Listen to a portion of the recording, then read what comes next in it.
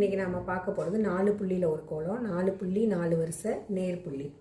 இது நம்ம வீட்டு வாசலில் குட்டியாக போடுறதுக்கும் அப்புறம் பூஜை அறையில் கூட இந்த கோலத்தை போடலாம், ரொம்ப அழகாக இருக்கும்.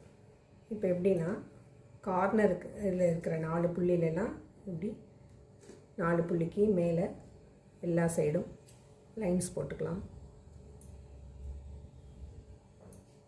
இந்த கார்னரை நீங்கள் சுழிச்சும் கனெக்ட் பண்ணிக்கலாம், இல்லை சின்னதாக இப்படி ஷார்ப்பாகவும் ஜாயின் பண்ணிக்கலாம்.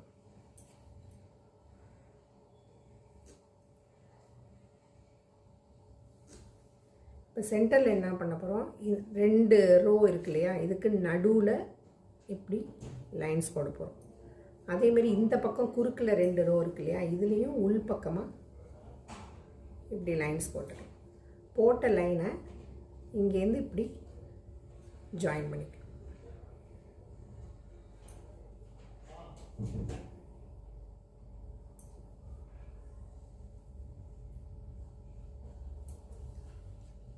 அவ்வளோதான், கோலம் முடிஞ்சிடுச்சு. ரொம்ப சிம்பிளான கோலம் தான் இது.